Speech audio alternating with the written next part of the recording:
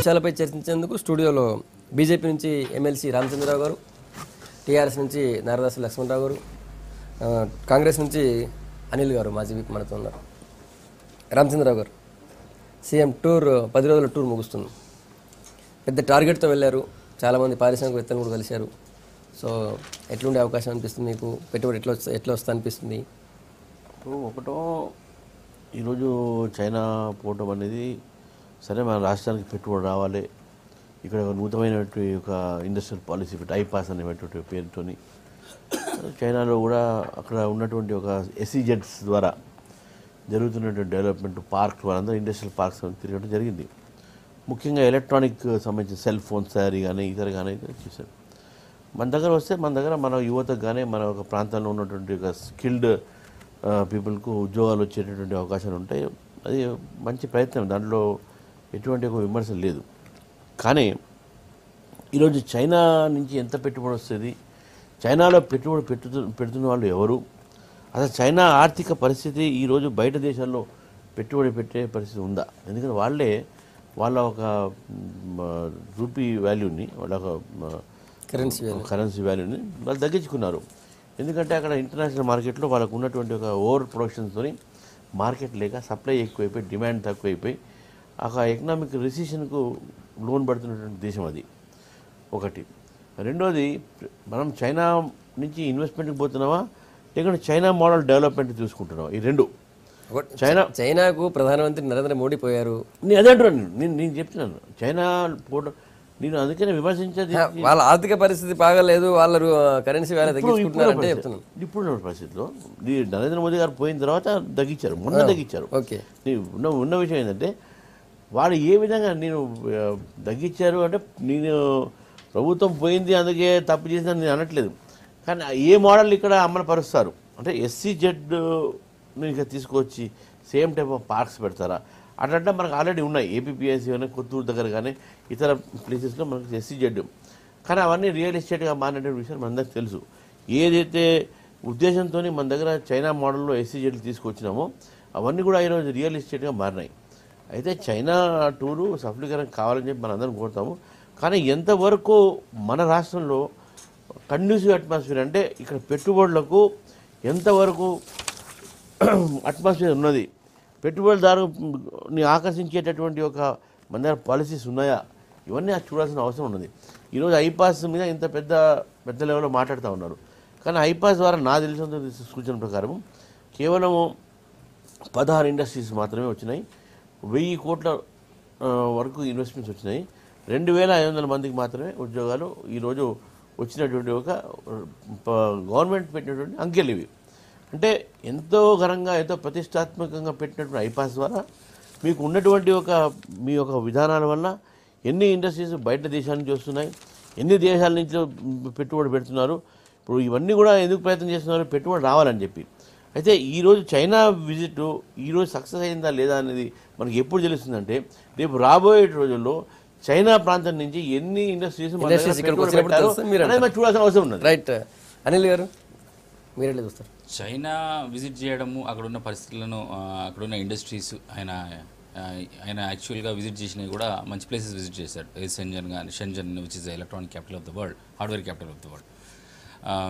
Even Shanghai అన్ని areas పోయారు. అక్కడ పోయి వాతావరణం ఎట్లుందని చూసి వచ్చి ఉండొచ్చు. కానీ నేను అనేది ఏంటంటే, చైనాలోనే చీప్ లేబర్ ఉంటుంది. ఇండియా కనుక చీప్ లేబర్ చైనాలో ఉంటుంది. వాళ్ళు వచ్చి ఇక్కడ ఇన్వెస్ట్మెంట్ చేస్తారని మాత్రం నేను అనుకోవట్లేదు. China companies especially they have enough labour, skill labour ఉంది అక్కడ, అండ్ చీప్ లేబర్ కూడా ఉన్నది. కాబట్టి ఇవాళ చైనాలో వస్తువులు ఎందుకు అంత చీప్గా ఉంటాయి? అక్కడ labour cost is very very low కాబట్టి, అండ్ స్కిల్ లేబర్ అక్కడనే ఉంది కాబట్టి ఏ ఎలక్ట్రానిక్ వస్తువు కానీ, ఏ హార్డ్వేర్ వస్తువు అయినా కానీ అక్కడి నుంచి మనం తీసుకురావడం జరుగుతుంది. ఎలక్ట్రానిక్స్కి సంబంధించింది కానీ, ఈవెన్ హౌస్ హోల్డ్స్కి సంబంధించిన ఫర్నిచర్ కానీ అన్నీ కూడా అక్కడ నుంచే వస్తాయి. మ్యానుఫ్యాక్చరింగ్ అంతా అక్కడనే జరుగుతుంది. సరే, ఏదేమైనా వాళ్ళ ప్రయత్నం చేయడంలో తప్పేం లేదు, దాన్ని మేము ఎప్పుడు కూడా అప్రిషియేట్ చేస్తాం. ఇంకోటి ఏంటిదంటే, ఇక్కడ నిన్ననే వరల్డ్ బ్యాంక్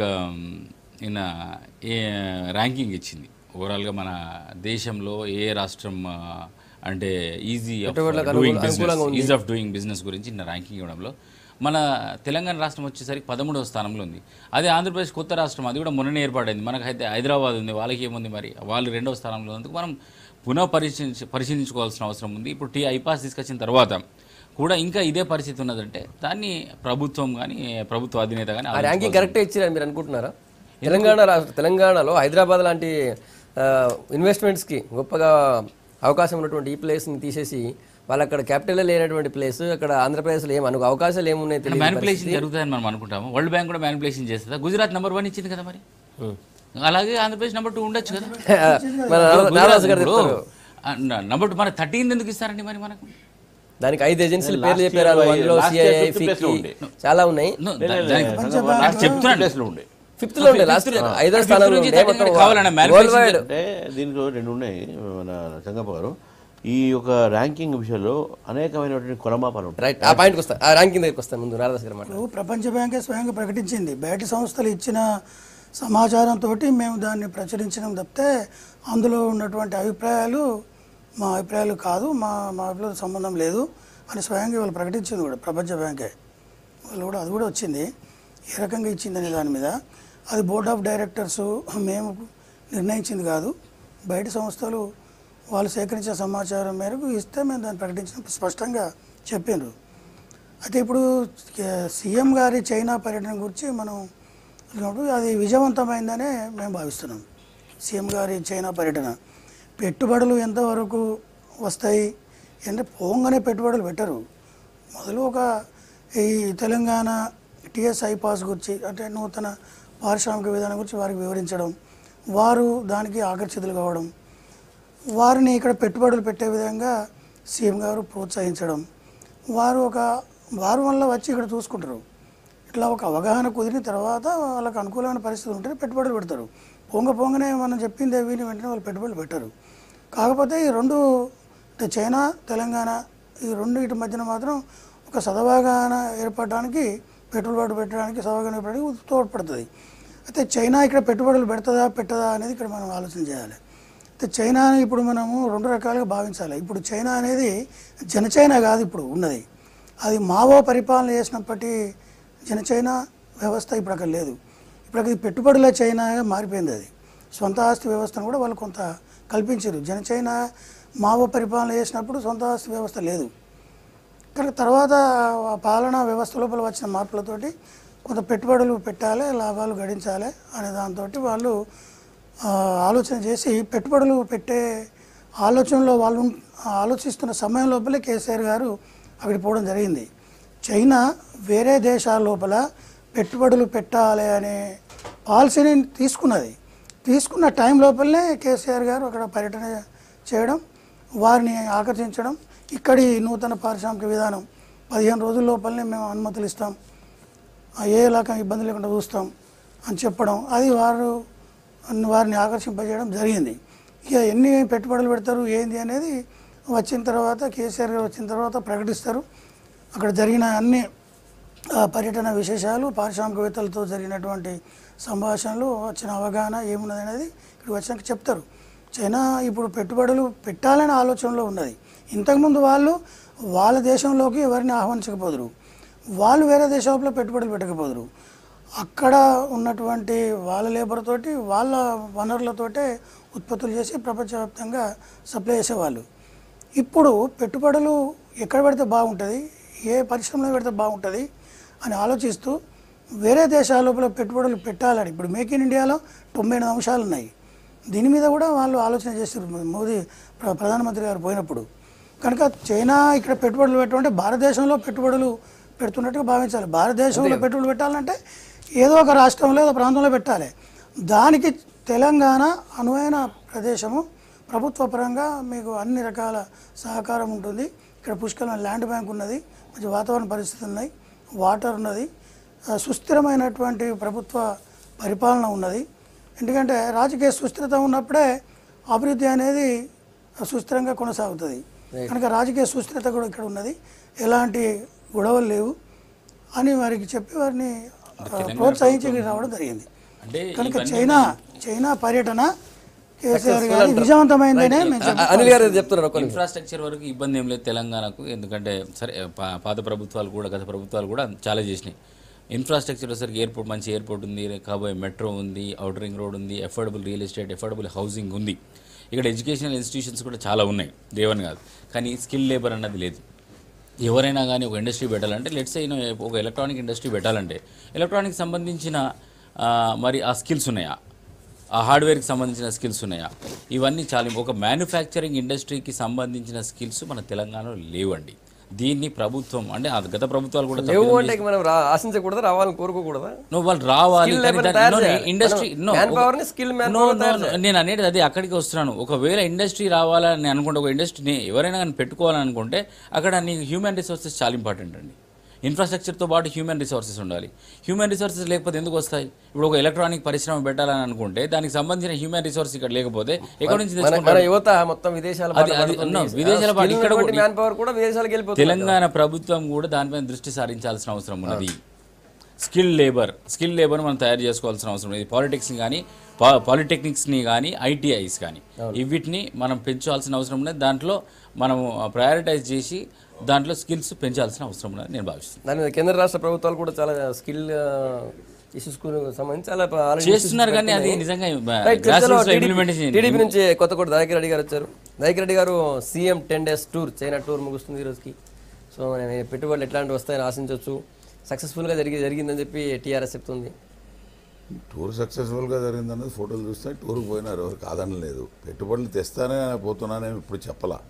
పెట్టుబడుల కోసమే పోయారు. 50,000 కోట్ల పెట్టుబడులు. ఆయన ఎప్పుడు పెట్టుబడుల కోసం పోతున్నాను చెప్పినట్టు దాఖలాలు వారి నోటి నుంచి చెప్పలేదు. మీడియా కానీ మంత్రులు కానీ ఇంకెవరు అన్నింటి ఉండొచ్చు. వాడు వచ్చిన తర్వాత ఇప్పుడు చెప్పాలా అంటే ఆయన చెప్తే తప్ప మనకు తెలియదు.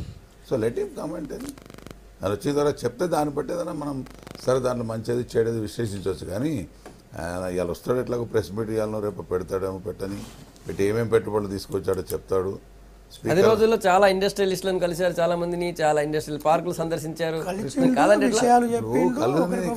తప్పేలేదుగా కలవని. కానీ ఆయన ఎందుకు కలిసిండు, వచ్చిన తర్వాత ఏం చేసినా ఆయన చెప్తే తప్ప మనకు తెలియదు కదా అంటున్నా.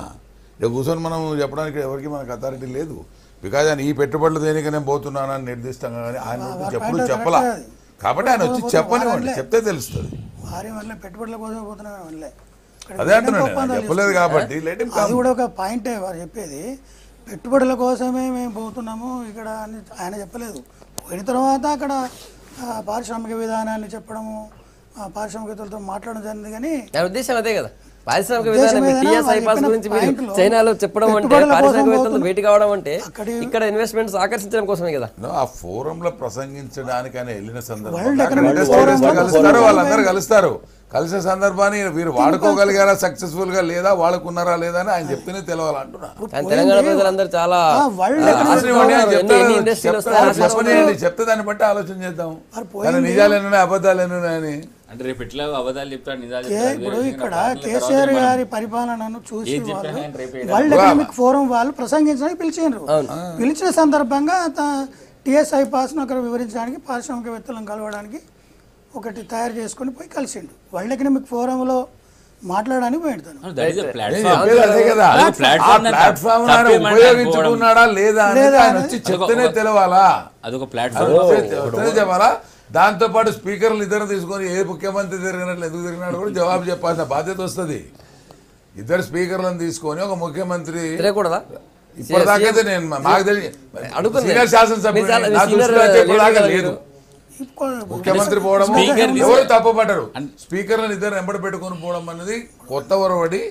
అది కూడా వారికి ఏమైనా పారిశ్రామికవేత్తలు తెలిస్తే తోలకపోయిందా, లేకుంటే ఇంకేదైనా పని మీద తోలకపోయిందా అంటే అది కూడా వారు చెప్తేనే తెలవాలి. ఆయన ట్రెడిషన్లు పాటిస్తారు, కొత్త ట్రెడిషన్లు కూడా క్రియేట్ చేస్తారు. అందుకే ఆయన చెప్తేనే కదా తెలిసేది. తొందరపడి ఎందుకు మాట్లాడారు. వారు పోయిందే ఎకనామిక్ ఫోరం మీటింగ్ అటెండ్ చేయడానికి పోయారు. కానీ అదే టైంలో వాడు నేను ఇంతకుముందు చెప్పినట్టు పార్క్స్, కొన్ని ఇండస్ట్రియల్ పార్క్స్ అవన్నీ విజిట్ చేశారు. నేను చెప్పిన పాయింట్ ఏంటంటే SEZs కాన్సెప్ట్ ఏదో వచ్చింది మన దగ్గర, అది చైనా నుంచి తీసుకొచ్చినటువంటి కాన్సెప్ట్. యూపీఏ గవర్నమెంట్ తీసుకొచ్చింది. అయితే అక్కడ ఇంత పెద్ద దేశంలో అక్కడ కేవలం 15 SEZs మాత్రమే ఉన్నాయి చైనాలో. కానీ మన దగ్గర యాక్ట్ పెట్టిన తర్వాత ఇమ్మీడియట్గా వచ్చిన మష్రూమ్ గ్రోత్లానే 250 పైగా ఎస్సీజెడ్లు డెవలప్ అయినాయి భారతదేశంలో. అంటే మన దగ్గర ఇన్ఫ్రాస్ట్రక్చర్ లేకుండానే, ఇంతకుముందు అనిల్ గారు చెప్పినట్టు స్కిల్డ్ వర్కర్స్ లేకుండానే మన ఎస్సీజెడ్లు బిచ్చరుడుగా మనం స్ప్రెడ్ చేసినాం. ఇది ఎప్పుడు సక్సెస్ మన టూర్ ఎప్పుడు అంటామంటే వారు వచ్చిన తర్వాత అక్కడ అన్ని పార్క్స్ విజిట్ చేసిన తర్వాత వారు ఆ పాలసీని ఇక్కడ ఇంప్లిమెంట్ చేయడానికి పోయారా, లేకుంటే ఇన్వెస్ట్మెంట్ తీసుకోవడానికి పోయారా అనే విషయాన్ని అక్కడ నుంచి వచ్చిన తర్వాత వారు అనౌన్స్ చేసేటటువంటి పాలసీ మీద మనకు వచ్చేటువంటి పెట్టుబడి మీద దాని మీద ఆధారపడి ఉంటుంది సక్సెస్ టూర్ అనేది. ఈరోజు అక్కడ వరల్డ్ ఎకనామిక్ ఫోరంలో ఒక రిప్రజెంటేటివ్గా పోయిండొచ్చు, మాట్లాడిండొచ్చు అక్కడ. కానీ మన రాష్ట్రానికి ఎంతవరకు ఆ విజిట్ బెనిఫిట్ అయిందని తెలంగాణ ప్రజలైతే 10 days ఒక్కరోజే ఒక 1-2 hour స్పీచ్ అది వరల్డ్ ఎకనామిక్ ఫోరం. ఖచ్చితంగా చాలా ఇన్వెస్ట్మెంట్స్ వస్తాయి, చాలా ఉపాధి ఫోరం కోసం ఒక్క కేసీఆర్ గారినే పిలవలేదు, మహారాష్ట్ర సీఎం కూడా పిలిచినారు. ఫర్ యువర్ కరెక్షన్ చూసుకోండి, వాళ్ళు పోలేదు. రాష్ట్ర పరిస్థితులు బాగలేవు, రైతుల ఆత్మహత్యలు జరుగుతున్నాయి, ఇక్కడ కరువు ఉంది కాబట్టి మేము రాలేము అని వాళ్ళు రిప్రజెంటేటివ్ పంపుతామన్నారు. సరే వీరేమో మనకేమో తెలంగాణ ఐకాన్ మనం ఫస్ట్గా ఏర్పడింది కాబట్టి మనం ప్రూవ్ చేసుకోవాల్సిన అవసరం ఉంది, అది ముఖ్యమంత్రి స్థాయిలో పోతేనే కరెక్ట్ అనుకున్నారు, పోయినారు. కాబట్టి వారు వచ్చిన తర్వాత మరి అక్కడ తెలంగాణ గురించి ఏమైనా తెలంగాణలోని పెట్టుబడుల కోసం ప్రాజెక్ట్ ఏమైనా చేసుకోగలిగినారా, సక్సెస్ అనేది ఆయన కూడా ఇప్పటిదాకా ఎక్కడ మాట్లాడలేదు. కాబట్టి లెట్ హిమ్ కమ్, ఆయన వచ్చిన తర్వాత చెప్తే దాన్ని బట్టి ఇండస్ట్రియలిస్టులతో మాట్లాడిన వీడియోలు వచ్చాయి, ఫోటోలు వచ్చాయి. సార్ గొప్పగా ఉందో చెప్పారు సార్. మలేషియా, చైనా మేము కూడా పోయినాము, ప్రధానమంత్రితో కూడా భేటీ అయినాం మేము, మామూలు ఎమ్మెల్యేలుగా. మేమేం తెలియదు, ఏం తెలియదు. అంటే టూర్ చైనా పోయినప్పుడు కూడా ఏ శాసనసభ్యుడు కానీ కొద్దిగా ఇండస్ట్రియల్ అగ్రికల్చర్ మీద ఇంట్రెస్ట్ ఉన్నటువంటి ఏ శాసనసభ్యుడు పోయినా కానీ డెఫినెట్గా అక్కడ ఉన్న ఇండస్ట్రియల్ పార్కులను వీటిని తెలిసినటువంటి ఇండస్ట్రీని సంప్రదిస్తారు, అది పెద్ద పని కాదు. కానీ వీరు ఇంకా ఏం చెప్పలేదు కదా, ఆయన మనసులో ఏముందో, ఏం మనసులో పెట్టుకొని పోయినాడో అది ఎంతవరకు ఉంది, పారిశ్రామికవేత్తలకు ఇంత అనుకూలంగా ఉంది, 160,000 ఎకరాలు ఉన్నాయి, 160,000 ఎకరాల ల్యాండ్ బ్యాంక్ అవన్నీ చెప్పారు, ఉపయోగించుకుని చూంటున్నా. దానికి రెస్పాండ్ ఏమైనారు తెలవాలి అంటున్నా. ఆయన వచ్చి చెప్పిన తర్వాత తప్ప ఇప్పుడు అక్కడదేమో కమ్యూనిస్టు సిద్ధాంతాల మీద ఆధారపడి కొనసాగుతున్నటువంటి పరిపాలన, ఇక్కడ మన ప్రజాస్వామిక వ్యవస్థ మీద ఆధారపడి జరుగుతున్న పరిపాలన. దానికి చాలా తేడా ఉంటుంది అభివృద్ధి లోపల. చైనా లాంటి అభివృద్ధి ఇక్కడ జరగాలంటే అది చాలా రాజకీయ వ్యవస్థ లోపలనే మార్పు రావాల్సిన అవసరం ఉంటుంది. కనుక కమ్యూనిస్ట్ పాలన లోపల అక్కడ ఏంది, సమగ్రమైనటువంటి అభివృద్ధిని తీసుకుపోతారు వాళ్ళు. ప్రజాస్వామిక వ్యవస్థ లోపల వర్గాలు ఉంటాయి, రకరకాల శ్రేణులు ఉంటాయి, వీటిని దృష్టిలో పెట్టుకొని పోవాల్సి ఉంటుంది. అక్కడ ఏకపార్టీ పాలన ఉంటుంది. అక్కడ అందుకొరకే అక్కడ అభివృద్ధి ఎంత బ్రహ్మాండంగా కొనసాగుతున్నది దాన్ని కూడా పరిశీలన చేయడం, అక్కడి అభివృద్ధి నమూనాలను ఇక్కడ ఏమైనా మనం అమలు చేయగలుగుతామా అని ఒక అవగాహన చేసుకోవడం. దాని తర్వాత ఈ పారిశ్రామిక విధానాన్ని కూడా పారిశ్రామికవేత్తలకు వివరించుదాం, ఎవరైనా వచ్చారంటే వాళ్ళు అవకాశం ఉంటే వచ్చారంటే దాన్ని అవకాశం వినియోగించుకుందామని చెప్పి వారు ఆ పర్యటన.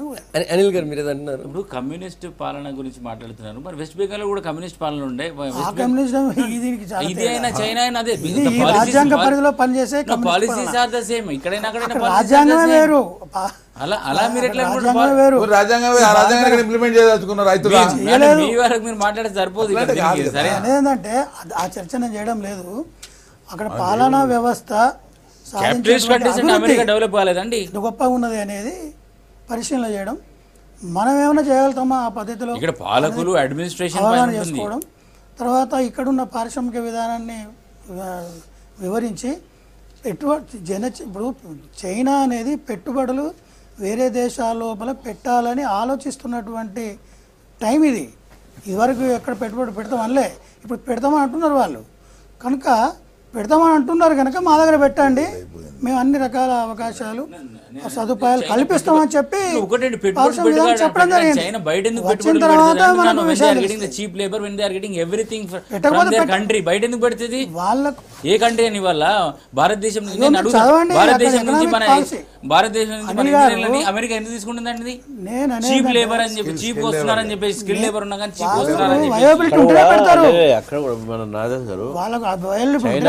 చైనా కమ్యూనిస్ట్ పేరుకు మాత్రమే అక్కడ కూడా పెప్సీ కోలాలు కోకో కోలాలు వీధుల్లో మారుతున్నాయి. వచ్చింది అదే. అక్కడ ఉన్నటువంటి పార్కులలో కూడా చైనా ఇన్వెస్ట్మెంట్ కాదు, ఇతర దేశాల నుంచి వచ్చినటువంటి ఇన్వెస్ట్మెంట్ చేసి వాళ్ళు ఇన్వైట్ అక్కడ ఉన్నటువంటి లేబర్ని వాళ్ళని ఇంత వాడుకుంటున్నారు. అక్కడ అదే ఇండస్ట్రీస్ని అదే తరహా మన దేశంలో కూడా మన రాష్ట్రంలో కూడా పెట్టాలని చెప్పేసి ప్రయత్నం చేసిండొచ్చు. దాంట్లో పొరపాటు ఏం లేదు. వాళ్ళు వచ్చి పెడతారని కాదు, మనం పెట్టుకోవచ్చు. మనం మేక్ ఇన్ ఇండియా కాన్సెప్ట్లో మనం కూడా ఫారెన్ ఇన్వెస్టర్స్ని ఫారెన్ కంపెనీస్ మనం ఇన్వైట్ అయితే చైనా ఏం చేసిందంటే అక్కడ కోర్ సెక్టార్స్లో వాళ్ళని రానియకుండా ఈ కన్జ్యూమర్ సెక్టార్స్లో ఆ సెక్టార్స్లో కొంతమంది ఇన్వెస్ట్మెంట్ చేయించి అక్కడ పార్క్ డెవలప్ చేసి వాళ్ళ ఎకానమీని ఇంకో రకంగా మాట్లాడాలంటే చైనా కుదేలైపోయింది ఆర్థిక రంగంలో. చైనా యొక్క ఇంటర్ఫరెన్స్ వల్ల మొత్తం వరల్డ్ లోనే ఎకనామిక్ ఏదో కుప్పకూలింది. అట్లా మరి కాదనగా చేశారు వాళ్ళు మరి. కాబట్టి వారు పోయిన ఉద్దేశం ఏంది, వారే ఎకనామీ ఫోరంలో ఉద్దేశం ఏంది అంటే మరి చాలా డౌట్స్ వస్తాయి. ఉద్దేశం డౌట్ లేదండి. మీరు మరి తెలంగాణ ప్రజలు ఆశిస్తే ఎక్స్పెక్ట్ తెలంగాణ ముఖ్యమంత్రికి ఒక అవకాశం వచ్చింది ఆ ఫోరంలో మాట్లాడేది. తెలంగాణ ప్రజలకు మనోభావాలు చెప్పే అవకాశం వచ్చింది. చెప్పనివ్వండి. ప్రతిసారి ఒకరికి వస్తుంది. ఈసారి మన ముఖ్యమంత్రికి వచ్చింది, మహారాష్ట్ర ముఖ్యమంత్రికి వచ్చింది. మా రాష్ట్ర పరిస్థితులు బాగాలేవు, నేను రాలేను అని పంపించినాడు. ఇక్కడ రాష్ట్ర పరిస్థితులు చక్కగా ఉన్నాయి, తను వస్తున్నాడు, పోయినాడు. ఎంకరేజింగ్ మన ముఖ్యమంత్రి కొత్త రాష్ట్రంలో ఎంకరేజ్ చేయాల్సిన బాధ్యత ఉంది. మన తెలంగాణ యొక్క ఐకాన్ అక్కడ ప్రయత్నం చేయడం తప్పులేదు. Narendra Modi make in India పేరుతో భారతదేశం రండి అని ఆహ్వానించారు. భారతదేశంలో తెలంగాణ బాగుంటుంది రండి అని చెప్పి సీఎం కేసీఆర్ ఆహ్వానిస్తున్నారు. దాన్ని ఆహ్వానించారు చెప్పనేయండి సార్, మనం ఎందుకు తీసుకున్నాం అంటున్నా. వారు ఏ రకంగా వాళ్ళు రెస్పాండ్ అయినారు, ఏమో ఆహ్వానించినది ఆయన చెప్తాడు కదా. మీటింగ్ లో పాల్గొన్నారు, ఎంతమంది పారిశ్రామికవేత్తలతో మాట్లాడారు అవన్నీ వీడియోలు వచ్చాయి. పారిశ్రామికవేత్తలు మాట్లాడడం లేదు, తప్పేం లేదు. మాట్లాడిన తర్వాత రెస్పాన్స్ ఏమనేది వారు చెప్తేనే తెలియాలి. మాట్లాడినట్టే సీఎం గారు చెప్పండి, మనకి ఎట్లా తెలుస్తుంది? ఎంతమంది ముందుకు వచ్చిర్రు, 8,000 పెట్టుబడులు పెడతామా అన్నారు, ఆయన ఒప్పందాలు కుదిరినాయా? సో మీరు కూడా హోప్లెస్ గా ఉన్నారు. తెలుసుకోవడం కోసం దీని గురించి ఎందుకంటే మన కేసు ప్రెజెంట్ చేశారు, ఇక వాళ్ళు వస్తారా పెడతారా పెట్టరా అనేది ఆ అవకాశాన్ని ఉపయోగించుకున్నారు. దయాకర్ రెడ్డి గారు, ఈరోజు మీ పాలమూరులో వాటర్ గ్రిడ్కి సంబంధించి శంకుస్థాపన జరుగుతుంది. కేటీఆర్ పంచాయతీరాజ్ శాఖ మంత్రి మిగతా మంత్రులందరూ కూడా పోతున్నారు. సో ముందే కరువుతో ఉన్నటువంటి జిల్లాలో ఫస్ట్ కార్యక్రమం అక్కడి నుంచి స్టార్ట్ చేయాలనే ఉద్దేశంతో కావచ్చు, అంటే ఓవరాల్గా చేసిన తర్వాత నెక్స్ట్ జిల్లాల్లో మీ దగ్గర శంకుస్థాపన చేస్తున్నారు. ఇంటింటికి తాగునీటి పథకం. సో మీ దగ్గర ఉన్నటువంటి దాహం తీరిపోయి నల్గొండలో వేసింది అనుకుంటా. అవును, అది రాష్ట్ర వ్యాప్తంగా వేసినారు. మళ్ళీ ఈరోజు జడ్చర్ల దగ్గర వేస్తున్నారు. దేనికి వేస్తున్నారు ఆయన జవాబు చెప్పాలి, వేస్తారు. కానీ సరే, ఇప్పుడు ముఖ్యమంత్రి గారు ఇవాళ వస్తున్నారు. రైతులందరూ ఆలోచన చేస్తున్నది వాటర్ గ్రిడ్ గురించో ఇంకో దాని గురించో కాదు. నిన్నటి వరకు బాగా కరువు ఉంటే ఇప్పుడు కొద్దిగా వర్షాలు పడుతున్నా కానీ ఇబ్బంది పడుతున్నటువంటిది బ్యాంకుల చేస్తున్న వ్యవస్థ మనం రోజు చూస్తూ ఉన్నాం. చాలాసార్లు ఇక్కడ చర్చించినాం. ఆ యొక్క ప్రాబ్లమ్స్ ఎక్కడున్నాయని చేస్తే దబాయించారు, పోచారం గారు దబాయించారు, మంత్రులు దబాయించారు. ఇలా వాళ్ళే బీదర్పులు అరుస్తూ ఉన్నారు బ్యాంకుల మీద. అంటే ఇది మొదటి నుంచి అందరం పేపర్లు చెప్తున్నాయి, మీడియా చెప్తుంది. టీఆర్ఎస్ పార్టీల వాళ్ళ లోపల కూడా అనుభవజ్ఞులు కానీ లేదు రైతులు కానీ ఉంటే వాస్తవాలు చెప్తూ వచ్చినారు. వాళ్ళ చేతికి డబ్బులు పోవడం లేదు, బ్యాంకులు ఉన్నాయి దానికే జమ చేసుకుంటున్నాయి, మళ్ళీ వడ్డీ పెరుగుతూ ఉంది అనే దాని చాలాసార్లు చెప్పినాం. టీఆర్ఎస్ నాయకులు కూడా ఒకరిద్దరు వచ్చినప్పుడు చాలా స్పష్టంగా ఏ సార్ జరుగుతూ ఉంది, మా దృష్టికి తెస్తా ఉన్నాం కానీ బ్యాంకులు ఇంట్లో అన్నమాట చెప్పినారు. ఇవాళ మంత్రులు రంగంలోకి స్వయంగా వాళ్ళ నియోజకవర్గాల్లో వాళ్ళ ఊళ్ళలో జరిగినట్టు వాళ్ళ కార్యకర్తలు చెప్తే తప్ప రంగంలోకి దిగలేదనేది ఇవాళ తెలుస్తూ ఉంది. ఈ సందర్భంలో అందరూ ఎదురు చూస్తున్నది ముఖ్యమంత్రి గారు రాగానే చనిపోయిన రైతు కుటుంబాలను పరామర్శిస్తారా, వాళ్ళకి ఏదైనా సహకారం ప్రకటిస్తారా. మహారాష్ట్రలో కానీ కర్ణాటకలో కానీ పక్కన ఆంధ్రప్రదేశ్లో కానీ పెంచినట్టు ఒక 5 లక్షలకు పెంచుతాడా, లేకుంటే 421 జీవో రాజశేఖర రెడ్డి గారు ఉన్నప్పుడు తీసినటువంటి జీవోని ఇంకా అమలు చేస్తున్నామంటే అది కూడా పూర్తి అమలుకు నోచుకున్న పరిస్థితిలో ఉన్న పరిస్థితి దాన్ని పెంచుతారన్న డిమాండ్ ఉంది అలా. సో ఆ రకంగా రైతులకు ఆదుకుంటారా అని ఆలోచన చేస్తారు. వాటర్ గ్రిడ్ ఫౌండేషన్లు దానిల వల్ల ఇక్కడ రైతులు కానీ ప్రజలు తృప్తి పడతారనుకుంటే తప్పు. ప్రభుత్వం ప్రకటించినటువంటి కార్యక్రమం అది. ఆల్రెడీ ముఖ్యమంత్రి గారు పైన ఆవిష్కరించినారు నల్గొండలో. సరే, ప్రతి జిల్లాలో ఒక మంత్రితో ఆవిష్కరించాలనుకున్నా, లేదు నేను ఆవిష్కరించిన నా తర్వాతి వారసుడు నా కొడుకు కూడా అన్ని జిల్లాల్లో పోయి వేసి రావాలనుకుంటే దానికి ఏం తప్పు లేదు. జిల్లాకో పైలాన్ వేయాలని నిర్ణయం తీసుకుంటే ఓకే, అది రాజకీయ నిర్ణయం కావచ్చు, పార్టీ నిర్ణయం కావచ్చు, ప్రభుత్వ నిర్ణయం కావచ్చు, వెల్కమ్. దానికి ఇబ్బంది లేదు. ఆ ప్రాంత శాసనసభ్యులు ఉంటారు, ప్రజాప్రతినిధులు ఉంటారు. ఇంటింటికి తాగునీరు అందించేందుకు ఇంటింటికి నల్లా పథకం అది. ఒకవేళ నీళ్ళు లేకపోతే ఓట్లు అడగమన్నారు. అంత గొప్పగా ఎవరన్నారు ఆ మాట? మళ్ళీ నేను చాలా సార్లు అడిగిన ఇక్కడ సీఎం గారు పదే చాలా సార్లు అన్నారు. పదే అడిగిన సీఎం గారు ఆ రోజు క్వశ్చన్ చేయడానికి ఆయన పదవిలో ఉంటారా అని అడుగుతున్నా. స్ట్రైట్ క్వశ్చన్ చాలా మళ్ళీ ఇవాళ కూడా నేను కొత్తగా అడుగుతున్నా. మీరు పదే సంవత్సరం నుంచి అడుగుతున్నా, మళ్ళీ ఇప్పుడు అడుగుతున్నా. ఆ వాటర్ ఆ రోజు ఉండే ముఖ్యమంత్రి ఏమంటాడు, నేను చెప్పినా ఆయన చెప్పినా అనే ప్రమాదం ఉంది.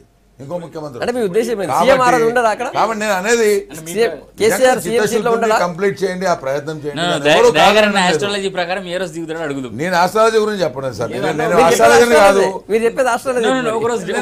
చెప్పిన 2016 జూన్ లోపల కొత్త ముఖ్యమంత్రి రాష్ట్రానికి రావాలి. అంటే రాష్ట్రంలో రాజకీయ సంక్షేమం రావాలి. నేను రాజకీయ సంక్షోభం అన్నా, దాని మీనింగ్ మరి ఈ పార్టీ వస్తాను నేను అనలేదే. ఇంకేం జరుగుతుంది? నేను అనలేదే. టీడీపీ నాయకుడిగా రాష్ట్రంలో టీడీపీ నాయకుడుగా కానీ మాట్లాడలేదు, యాజ్ ఓటర్గా నేను మాట్లాడుతున్నా. ముఖ్యమంత్రి టీడీపీగానే మాట్లాడడం లేదు. ఈ రాష్ట్రానికి 2016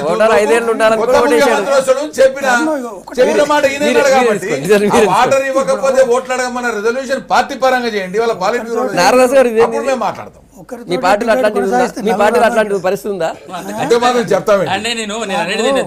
చెప్తామేంటి చాలా ఇష్యూ. ఇప్పుడు దయాకర్ రెడ్డి గారికి రాజకీయాల మీదనే దృష్టి ఎప్పుడు, మాకేమో అభివృద్ధి మీద దృష్టి. మేము ప్రజలకు బాధ్యత వహిస్తాం.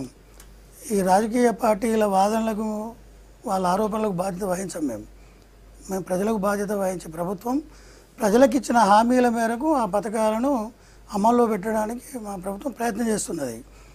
సురక్షితమైన తాగునీరు ప్రతి ఇంటికి అందించాలనే లక్ష్యాన్ని టీఆర్ఎస్ పెట్టుకున్నది. దాంట్లో భాగంగానే నల్గొండ లోపల సీఎం గారు పైలాన్ని ఆవిష్కరించారు. ఇప్పుడు కేటీఆర్ గారు మహబూబ్నగర్ జిల్లాలో ఆవిష్కరించబోతున్నారు. ఇప్పుడు మేము చెరువుల పునరుద్ధరణ, ప్రాజెక్టుల నిర్మాణము, తర్వాత వాటర్ గ్రిడ్ నీటి తాగునీరు పథకము, తర్వాత విద్యుత్తు అందరికి అందజేయడము, ఉద్యోగాల కల్పన, వీటన్నిటిని మీద దృష్టి పెట్టి ప్రభుత్వం కొనసాగుతున్నది. ఈ ప్రభుత్వం 2016 వరకు ఉంటుందా, 2019 వరకు ఉంటుందా అంటే వాళ్ళకు చెరువుల పునరుద్ధరణ జరగాలని లేదు, సాగునీరు అందించకూడదు, కరువు రావాలి, వర్షాలు పడకూడదు, తర్వాత విద్యుత్ ప్లాంట్లు పెట్టకూడదు, కరెంటుతో కటకటలాడాలి, ప్రభుత్వం మంచిగా పనిచేస్తుంది, ఇది పనిచేయకుండా పోవాలి. కనుక 2016 లోపల ప్రభుత్వం పోవాలి అని కోరుకుంటుండొచ్చు. రైతుల ఆత్మహత్యలకు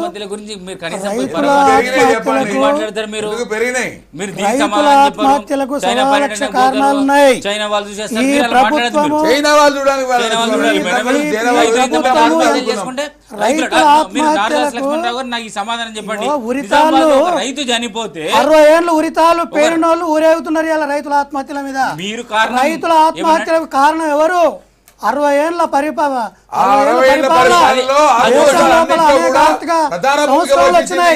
దాంట్లో బాగా వ్యవసాయ రంగం సంక్షోభం. రైతుల ఆత్మహత్యలకు టీఆర్ఎస్ ప్రభుత్వం కారణమా? ఏడాది కింద వచ్చిన టీఆర్ఎస్ ప్రభుత్వం రైతుల ఆత్మహత్యల కారణమైంది. రైతుల ఆత్మహత్యలు నివారించడానికి కారణం ప్రభుత్వం అంటే వారికి సానుభూతి కూడా పరిస్థితులు మీరు పెంచండి, ముఖ్యమంత్రి గారు రాగానే అది చేపట్టారు. రైతుల ఆత్మహత్యలు అంటే రాష్ట్రాల్లో జరుగుతున్నాయి, ఇక్కడ జరుగుతున్నాయి, కారణం లేదు. పక్క రాష్ట్రంలో మరి మీరు ఎందుకు పంచుకుంటారు? పక్క రాష్ట్రాలతో ఆత్మహత్యలకు సాగునీటి కొరత కారణం, విద్యుత్ శక్తి లేకపోవడం కారణం, సరైన టైం లోపల ఎరువులు విత్తనాలు నకిలీ సప్లై చేయడం కారణం. విధాన రూపొందాలి.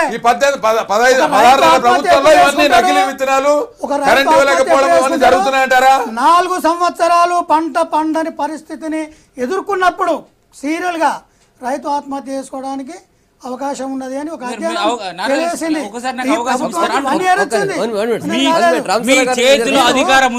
రైతుల ఆత్మహత్యలను పట్టుకొని అది మొత్తం టీఆర్ఎస్ వల్ల జరుగుతుంది అన్నట్టు రైతుల ఆత్మహత్యలు నివారించడానికి శాశ్వత అన్ని రకాల రుణమాఫీ ప్రకటించినాం. రుణమాఫీ రుణమాఫీ గురించి ఎక్కడ చెప్పుకున్నారు? ఆర్బీఐ అనేక రుణమాఫీకి ఆర్బీఐ రూల్స్ అడ్డం వస్తున్నాయి. ఆర్బీఐ రూల్స్ మార్చాల్సింది ఎవరు? కేంద్ర ప్రభుత్వం. రైతులకు బీమా పాలసీ పెట్టాల్సింది ఎవరు? కేంద్ర ప్రభుత్వం. ఒక సమగ్రమైన జాతీయ కేంద్ర ప్రభుత్వం. అది మీ సబ్సిడీలను నాయకుడికి ఆ ఎత్తివేసి తెలివి లేదా? ఎలక్షన్లో పోయినప్పుడు కేంద్రము- ఎన్నికల్లో హామీ ఇచ్చినప్పుడు ఆ తెలివి కేంద్రము లేదా? వ్యవసాయ దానికి సంబంధించిన సబ్సిడీలు అన్ని ఎత్తేసింది. 25 ఏళ్ళ నుంచి ఎత్తేసారు. విత్తనాల సబ్సిడీ మీ- వేయింది, గారు, ప్రజలు ఎరువుల మంచి- సబ్సిడీ వేయింది, వీళ్ళకు ఒకటే అండి, పెట్టుబడులు పెరిగిపోయినాయి. ప్రజలు మంచి గుణపాఠం చెప్తారు మీకు. ఇప్పుడు రైతు మంత్రికి ఎవరు ఎదిరియలేరు, కానీ కనీస సానుభూతి సహకారం సానుభూతి ఉన్నది. కరువైంది అంటున్నా ముఖ్యమంత్రి గారి సానుభూతి నుంచి. ఉన్నది, వారిని పరామర్శించ జరుగుతున్నది. కలెక్టర్ దగ్గర 10 కోట్ల రూపాయలు ఫండ్ పెట్టిండ్రు.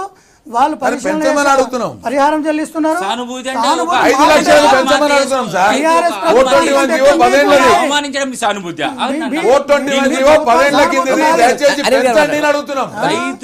రైతు ఆత్మహత్య చేసుకుంటే సెక్రటేరియట్ పక్కన ఆత్మహత్య చేసుకుంటే ఆయన ఏ బాధతోనే ఆత్మహత్య చేసుకుంటూ పోయి పలకరించాల్సింది పోయి మీరు ఆ రైతు గురించి ఏమని మాట్లాడారు? అవమానకరమైన రీతిలో మాట్లాడినరు. ఆ లింబయ్య గారి ఆత్మహత్యను నేను స్వయంగా లింబారెడ్డి కాకుండా తెలంగాణ లోపల ఆత్మహత్యలు పెరిగిపోతున్నాయి. అంటే తెలంగాణ రాష్ట్రము ఏర్పాటు విఫలం అయిపోతున్నది. ఇక్కడ రైతులకు ఆత్మహత్యలు జరుగుతున్నాయి. ఇక్కడ కరెంటు లేదు, ఆరు నీళ్లు చెప్పుకుంటున్నాడు లేవు, అంటే వాళ్ళు మీ కరువు నలుగురండి, వచ్చింది. నలుగురు- సరిగా అని స్పందించలేదని మీడియా వైపు, పత్రికల వైపు ముఖ్యమంత్రి గారు సరిగా కథనాలతో స్పందించలేదు అనేది నా వాదన. ప్రకటనలు దాని చేస్తుంటే మీదే వైఫల్యం అది రైతు ఆత్మహత్య నలుగురు నలుగురు కాదు. మంత్రులు ఖండించాల్సిన చెప్పడం రైతు గురించి జరిగింది. మాట్లాడాల్సిన అవసరం ఉన్నదని నలుగురు మంత్రులు హరీష్ ఎందుకంటే రావు గారు ఉద్దేశం No, no, ఏంటిది? no, no, no. You have- నీ రైతు ఆత్మహత్య మీద సానుభూత, వాళ్ళ సమస్య మీద సానుభూత, లేకుంటే తెలంగాణ రాష్ట్ర ప్రభుత్వం విఫలమైన రాజకీయపరమైన నిందారోపణ? లేదు నారాజు గారు ఈ ఏంది మీరు ప్రతిపక్షాలు మీరు కూడా- వాదనలు ఈ మాటలు మాట్లాడారు. దాన్ని బట్టి విఫలమైన నారదాస్ గారు ఉద్దేశంలో ప్రభుత్వం విఫలమైన ఎందుకంటే 14 నెలల నుంచి విత్తనాలు సరిగా దొరకక నకిలీ విత్తనాలు అది చెప్పొచ్చు. ఏమనలేదు. ముఖ్యమంత్రి గారు ఒక సానుభూతి వచనాలు ఎక్స్పెక్ట్ ఆశిస్తున్నారు. దయచేసి దాన్ని ప్రభుత్వం అలా మాట్లాడే సిగ్గుతో తల వంచుకోవాలి మీరు. మీరు ఒక్క నిమిషం రామచంద్ర గారు You should feel actual ashamed. మనం వాటర్ గ్రిడ్ నుంచి పోయినా అది రైతులు లాకపోయింది. అంటే కనెక్టెడ్ వాటర్ అనగానే ఇప్పుడు వాటర్ గేట్ ఈరోజు మీ కాన్సెన్స్ మీరు ఆ 3 జిల్లాల్లో ఉన్నారు కదా. నన్ను కూడా అక్కడ కరెక్ట్గా రమ్మని చెప్పి వెళ్తాను నేను. అయితే ఏదన్నా సరే కాన్సెప్ట్ స్కీమ్స్ అన్నీ వినటానికి కానీ చూడటానికి బాగానే ఉంటాయి, కానీ అమలు ఎంతవరకు పడతారనేది చూడాలి. ఒకటి ఇప్పుడు మహబూబ్నగర్ జిల్లా కరువు జిల్లా అనేగా యాక్చువల్ ప్రకటించాల్సిన అవసరం కూడా ఉన్నది. ఎందుకంటే జూరాల ఎండిపోయింది. ఇప్పుడు ఏదో కొద్దిగా ఇవాళ అదే 5 రోజుల నుంచి ఫుల్ అయింది. ఈ 5 రోజుల నుంచి కొద్దిగా నీళ్ళు బయట నుంచి వరదలు వచ్చినాయి కాబట్టి కొద్దిగా ఆ వరద నీటితో నిండినాయి. కానీ ఎప్పుడైతే రావాలో సమయానికి నీరు లేకుండే ఇప్పుడు కూడా దాంట్లో అరేగైన సమస్యలు మనకు నీటి దీని మీద ఉన్నాయి. కానీ గవర్నమెంట్ ఏం చేయలేదు, వర్షం రాలేదు, కరువు అందుకే వచ్చింది. నేను గవర్నమెంట్ గారు బ్లేమ్ చేసేది. అంటే అటువంటి పరిస్థితుల్లో ప్రజలు అక్కడ కష్టపడుతున్నప్పుడు ఈ యొక్క ప్రాజెక్టుల మీద యుద్ధ పరిపాలన చేయాలి. ఓన్లీ ఫార్మల్గా పైలాన్ పెట్టి చేసి అట్లా ఆగిపోకూడదు. ఎందుకంటే మనం చాలా చూసినాం, అనేకమైనటువంటి మంచి మంచి ప్రాజెక్టులు పేరు చెప్పుకొని కేవలం ఇనాగ్రేషన్ వరకే ఆరంభ సూత్రి వరకే పెట్టడం జరిగింది. సరే ఇప్పుడు ఎంతవరకు ఇంటింటికి నీళ్ళు ఇవ్వగలుగుతారు, ఎక్కడి నుంచి ఇవ్వగలుగుతారు అంటే ఒక ప్లానింగ్ ఉన్నదా లేదా అనేది చూడాలి. రెండోది ఈ రైతుల ఆత్మహత్య విషయంలో కూడా ఒక పంట నష్టం ఒకటే కాకుండా అనేకమైన కారణాలు ఉండొచ్చు. ఎందుకంటే రైతులకు కుటుంబం ఉంటుంది, కుటుంబంలో కూడా అనేకమైనటువంటి రుణాలు అనేక ప్రకారం తీసుకుంటారు ఇవన్నీ.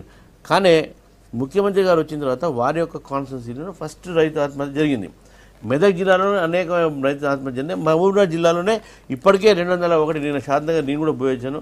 సత్యనారాయణ రైతు ఆత్మహత్య చేసుకుంటే ఈరోజు అక్కడ 200 మంది పైగా చేశారు. అంటే ఈ రైతుల ఆత్మహత్య సరే అక్కడ జరగట్లేదా, ఇక్కడ జరగట్లేదా, మహారాష్ట్ర జరగలేదా, మీరు ఉన్నప్పుడు జరగలేదా అనేటువంటి వాదన కాకుండా ఈ రైతు ఆత్మహత్య నివారించడానికి ఎటువంటి ఒక భరోసా ప్రభుత్వం ఇస్తుంది, ఏ ప్రణాళిక తీసుకుంటుంది. అప్పుడు పోచారం శ్రీనివాసరెడ్డి గారు కూడా అసెంబ్లీలో ఒక మాట్లాడితే చనిపోలే అని చెప్తే కాంట్రవర్సీ అయింది. ఇప్పుడు మేము ఏమంటున్నారు, అవును మేము ఆదుకుంటామని ఇప్పుడు చెప్తున్నారు, మీ బ్యాంకు వాళ్ళతో మాట్లాడతామని చెప్తున్నారు. అప్పుడే వాళ్ళు మాట్లాడి మీ బ్యాంకు వాళ్ళతో మాట్లాడతాం, అది చేస్తాం ప్రభుత్వం వాళ్ళు ఈ యొక్క ఆశ్వాసన ఇచ్చుంటే, భరోసా ఇచ్చుంటే రైతులు ఆత్మహత్య తగ్గేట అవకాశాలు ఉంటాయని చెప్పి జరగకూడదని కౌన్సిలింగ్ జరగాలి. కలెక్టర్ దగ్గర 10 కోట్లు పెడుతుందని చెప్తున్నారు. ఏ కలెక్టర్ నేను ఎంఆర్ఓ గారిని అడిగితే సార్ ఇంకా మాకైతే సమాచారం లేదు సార్ అన్నారు, వాళ్ళే అన్నారు. కలెక్టర్ దగ్గర 10 కోట్ల ఫండ్ లేదా? 10 కోట్లు పెట్టారని చెప్తున్నారు వీళ్ళు. మళ్ళీ ఆఫీసర్ సమాచారం లేదంటారు. సమాచారం లేదు, మరి ఎవరికి ఇవ్వాలి, ఎట్లా ఇవ్వాలి అనేది, ఏ రైతుకి ఇచ్చారని కూడా మనకు సమాచారం లేదు. ఇప్పుడు గతంలో వడగాలు పడినటువంటి పంట నష్టానికి ఇంతవరకు చెల్లించారంటే మొన్న చెల్లించారని చెప్పడం జరుగుతుంది. ఇప్పుడు కానీ ఎంత నారాయణ గారు ఇంతకుముందు ఒక మాట అన్నారు, కేంద్ర ప్రభుత్వం కూడా ఇప్పుడు రైతుకు సంబంధించినటువంటి 25 ఏళ్ల క్రితము క్రాప్ సంబంధించి వారు అన్న మాట ఏంటంటే ఏంటంటే 25,000 ఏళ్ల క్రితం ఇన్సూరెన్స్ దాంట్లో కూడా పెద్ద లోపాలని దాని కేంద్ర ప్రభుత్వం సవరించట్లేదు. అదే మండలి యూనిటో లేకపోతే దానిపైన మరి అన్నది కరెక్టే. ఇప్పుడు మనం ప్రభుత్వాన్ని బ్లేమ్ చేయడం కాదు, కానీ కొత్త ప్రభుత్వం వచ్చిన తర్వాత దాన్ని మీ ప్రభుత్వం వచ్చి కూడా 16 నెలలు అందుకే దాన్ని స్పందించలే కదా, చేయట్లేదు. ఎందుకంటే మొన్న కృషి విభాగాన్ని కృషి కళ్యాణ విభాగం మార్చి దాంట్లో ఇన్సూరెన్సు, ఇది సీడ్స్, ఫర్టిలైజర్స్ టైంకి అందేటట్టు, అదేవిధంగా దాంట్లో ఉన్నటువంటి ఒక ఏదైతే స్వామినాథన్ కమిషన్ రిపోర్ట్ను కూడా అమలు పరిచేటటువంటి తీరుగా కృషి ఒక నాట్ ఓన్లీ అగ్రికల్చరలిస్ట్ వెల్ఫేర్ కూడా. కేంద్ర విధానము రాష్ట్ర విధానం బాగానే ఉంటుంది, మరి రైతు ఎందుకు ఆత్మహత్య చేసుకుంటారు అర్థం కావట్లేదు. నేను ఆత్మహత్య చేసుకోకూడదు అనేటటువంటి ఒక స్టెప్స్ రైతుల పట్ల ఎప్పుడు కూడా అనుకూలంగా లేరు. మీరంటే ఎట్లయిపోతుంది. యూపీఏ ప్రభుత్వం మండల్ యూనిట్ నుంచి విలేజ్ యూనిట్ చేసింది. విలేజ్ యూనిట్ నుంచి మీరు తీసుకురండి, మీ ప్రభుత్వం మీద ఉంది, విలేజ్ యూనిట్ నుంచి రైతు యూనిట్ తీసుకురండి, ఈ రోజు ఒక్కటి మాత్రం చెప్పక తప్పదు. ప్రభుత్వం నిర్లక్ష్యమా, లోకల్ అధికారుల నిర్లక్ష్యమా, 132,000 మంది రైతులకు ఇన్సూరెన్స్ సౌకర్యం లేకుంటే దాంట్లో బ్యాంకర్సే పట్టుకొని కట్టాల్సినది కట్టనందువల్ల నీకు 1,31,000 చిల్లరకు ఆ అర్హత లేకుండా పోయింది. మళ్ళీ ఇప్పుడు రాష్ట్ర ప్రభుత్వము లేకుంటే మళ్ళీ కేంద్రానికి రాషో దాన్ని ఏమైనా ఎక్స్టెన్షన్ చేపిస్తేనేమో అవుతుంది. ఎందుకంటే పంట మొత్తం చాలా మటుకు అందరికీ నష్టమైంది. క్రాప్ కటింగ్ చూసిన తర్వాత కరువు ప్రకటిస్తామనే పరిస్థితి లేదు. క్రాప్ అయినప్పుడు నీకు క్రాప్ కటింగ్ ఎటకెళ్ళి వస్తుంది. కాబట్టి ఇన్సూరెన్స్ కాడ కూడా చాలా దెబ్బ తగిలింది. అది గమనించాల్సిన బాధ్యత ఉంది ప్రభుత్వాల మీద. అధికారులు సరైన నివేదిక ప్రభుత్వానికి పంపకనా, లీడ్ బ్యాంకర్తో సరిగ్గా మాట్లాడకనా, 132,000 గాను దాదాపు 15-20,000 కంటే కూడా ఎక్కువ కట్టలేదనేటువంటి వార్తలు క్లియర్ గా మనం ఇక్కడ చర్చించినాం. ఆ టైం ఎక్స్టెండ్ ఏమైనా చేపించే ప్రయత్నం చేయాలి. రైతును ఆదుకునేందుకు ఆల్రెడీ రివ్యూ చేస్తున్నారు, పోచారం బ్యాంకర్లతో మాట్లాడారు, అయినా కూడా అధికారులు బ్యాంకర్లు స్పందించాలని పరిస్థితి ఉంది. ఇప్పుడు రైతులకు రుణమాఫీ ప్రభుత్వం ప్రకటించింది, కానీ ఆర్బీఐ రూల్స్ కొన్ని దానికి ప్రతిబద్ధంగా ఉండడంతో బ్యాంకులు కోఆపరేట్ చేయకపోవడం వల్ల రుణమాఫీ అనేది సరిగా అమలు కావడం లేదనేది వాస్తవం. ఆ బ్యాంకర్లతోటి మంత్రి గారు చర్చలు చేస్తున్నారు, వారు రుణాన్ని మాఫీ చేయాలని చెప్తున్నారు. తర్వాత మారిటోరియం, ప్రైవేట్ అప్పుల మీద మారిటోరియం పెట్టాలి, ఒక భరోసా కల్పించాలి అనేది ఒక డిమాండ్ వస్తున్నది. ప్రైవేట్ అప్పుల మీద మారిటోరియం అనేది ప్రభుత్వము ఎంతవరకు పెట్టగలుగుతుంది? ప్రైవేట్ వాని మీద ఆ ప్రైవేట్ వాళ్ళు ఇచ్చిన అప్పులు కూడా మధ్య తరగతి వాళ్ళు, మామూలు వాళ్ళు కూడా ఉంటారు రైతులకు. అయితే రైతు అప్పు అనేక విషయాల మీద అప్పు చేయడం జరుగుతున్నది. సామాజిక అవసరాల కోసం చేస్తున్నారు, వ్యవసాయం కోసం కూడా చేస్తున్నారు. కానీ వాళ్ళ రైతు ఆత్మహత్య చేసుకునేటువంటి స్థాయికి రావడానికి వచ్చిన పరిస్థితులు ఒక్క రోజులో భారంతో రైతు ఎవరు కూడా ఆత్మహత్య, చాలా మంది ప్రైవేట్ రుణాల భారంతో ఎవరు కూడా 2 లక్షలు 3 లక్షల నుంచి 5 లక్షల దాకా అప్పున్న రైతులు ఆత్మహత్య చేసుకున్నారు. సో ప్రైవేట్ రుణాల భారం ఎక్కువగా ఉంది. సో ఇటువంటి టైంలో మీరు మారిటోరియం విధించడానికి ఇబ్బందులు ఏమైనా ఉన్నాయా? ఇబ్బందులు ఏమైనా దాని మీద పరిశీలన చేస్తారు. ఇప్పుడు ఎవరు కూడా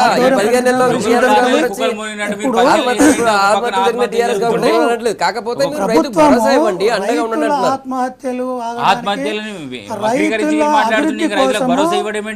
రైతుల అభివృద్ధి కోసము రైతుల ఆత్మహత్యలు ఆగడానికి 2 రకాల ప్రయత్నం చేస్తున్నది.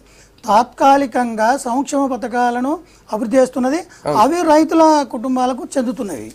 దాని తర్వాత పెన్షన్స్ కానీ, బియ్యం కానీ, తర్వాత శాశ్వత ప్రాతిపదికన చేసేటువంటి ఏంటంటే విద్యుత్ ప్లాంట్ పెట్టడము, సాగునీటి ప్రాజెక్టు పెట్టడము, చెరువుల పునరుద్ధరణ చేయడము, వ్యవసాయ మార్కెట్ విస్తరీకరించడము, ఇవన్నీ